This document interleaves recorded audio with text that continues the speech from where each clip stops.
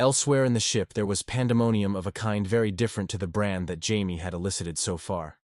Logistical, as every ranking officer on the ship stood in a deadlock with the customs and immigration officers on the outpost. "What do you mean he's not registered?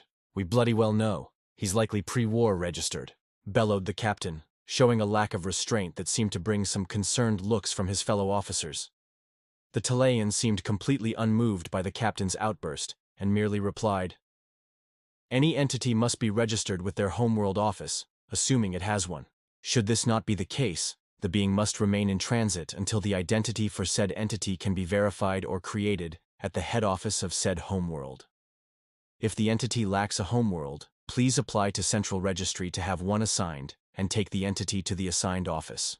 The Taleaen droned this out like a practice speech, adding only, this case, I would recommend taking this human to their adopted homeworld and applying for their ID on the way there. Safe travels." The captain seethed with rage, garnering more concerned looks from the officers around him. This was most unusual. Not the intergalactic customs being douche canoes. That was pretty standard. The levels of emotion from a Sarlan, though, that was unusual. The captain finally admitted defeat, and just turned on his heel, gesturing for the other officers to follow. Shore leave will be ending in a few days, new course to be set. Terra Nova. He hated bringing this to his own front doorstep, but what choice did he have? "What is the status of Commander Itar?" asked Pilot Yvra. "Will he recover before we leave?" The concern in his voice almost expected of such a young Salaran. "He will be fit to travel. He will be monitored, though, to ensure his recovery leaves no blemish," replied the captain coldly.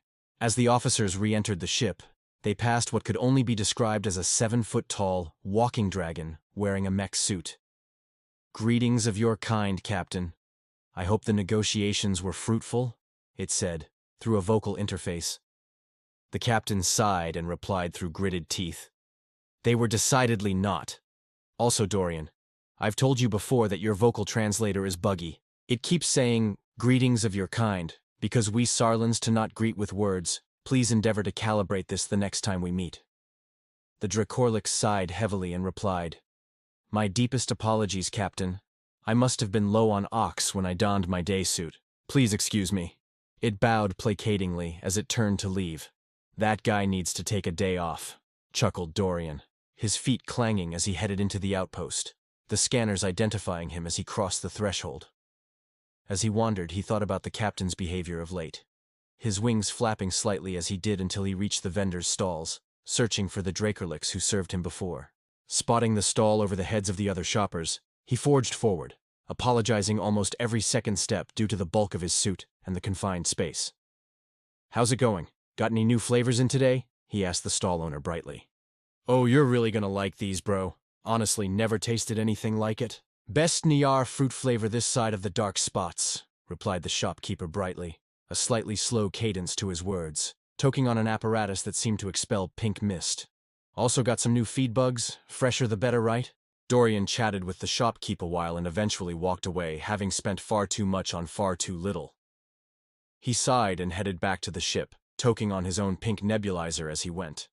By the time he got back to the ship, the place was in uproar. "Dorian, there's a parasite on board. Get to your quarters quick," yelled the human medic Reggie as he sealed the doors.